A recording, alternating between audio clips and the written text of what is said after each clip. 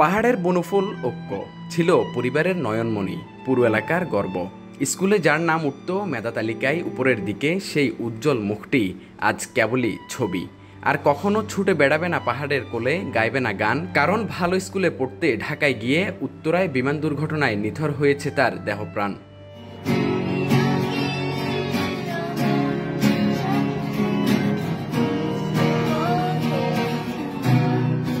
দুর্ঘটনায় পড়া মাইলস্টোন স্কুলের সপ্তম শ্রেণীতে পড়ত ঐক্য সিং মার্মা। বিধ্বস্ত বিমানের আগুনে পুড়ে প্রায় পুরো ঝলসে যায় তার দেহ। হাসপাতালে থাকার একদিন পর তার মৃত্যু হয়। রাঙামাটির রাজস্থলী উপজেলার বাঙালহালিয়ায় যখন তার মরদেহ পৌঁছে, তখন কান্নার রোল পড়ে যায় সেখানে। পরিবারের আহাজারি, কে ফিরিয়ে দেবে সেই ঐক্যকে তাদের কোলে।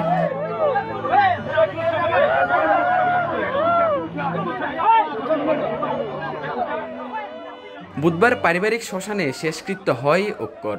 পাহাড়ের বুক জুড়ে ভেসে বেড়াচ্ছে তার স্বপ্নগুলো।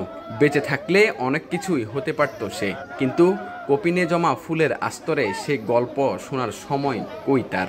ওর সাথে আমি ছুটির সময় এসে খেলতাম। তারপর ও যখন ছুটিতে আসতো, আমি ওর বাসায় বেশিরভাগই যেতাম। আমি বলছি যে ওরা কি ভালো আছে, তো এরকম বলছে ভালো আছে মাসি, এরকম বলছে।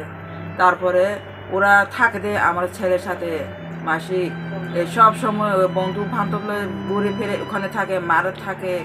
একদিন আগে তার সাথেও কথা বলছি যে বাবা তুমি ভালো করে থাকিও, আমি তোমার কাছে আগামী মাসের 15 তারিখ অবশ্যই আসবো। 15 তারিখ আসলে তোমার যা যা লাগে আমি সব কিছু কিনে দিব। আমার সাথে কথা হয়েছিল, কিন্তু ভাগ্যের পরিনির্মম হাস যে মানে প্রত্যেক দিন আমাকে সে স্কুল থেকে ছুটি হওয়ার পর আমাকে ফোন দেয়, বাবা আমি ভাত খাইতে যাচ্ছি, বিকেলে তোমার সাথে কথা আছে। ওই দিন ছুটি হচ্ছে না, 10-15 মিনিটের কারণে ছুটি হচ্ছে না, তার কারণে এই অবস্থা আজকে। যে কেউ বলতে না পারলেও আমি জানি আমার ছেলে মোটামুটি একটা মেধা আছে। মেধা বলতে গেলে তার একটা শখ ছিল যে ভবিষ্যতে ওই একজন ইঞ্জিনিয়ার হবে সে। আমি কিছুই করতে পারলাম না। আমি ওখানে গেছি, যাওয়ার পর দেখলাম যে সে আইসিইউতে ছিল, আইসিইউ থেকে তারপরে জেনারেলে নিয়ে আসছে। তখন আমাকে বলল যে আপনার ছেলে 100% গেছে গা, একমাত্র ভগবান আল্লাহর উপর।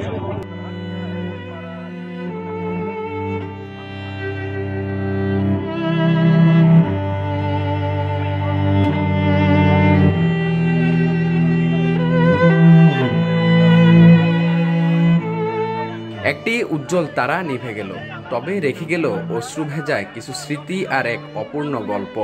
রাঙামাটির পাহাড়ে আজ সবই আছে, শুধু নেই ঐক্য।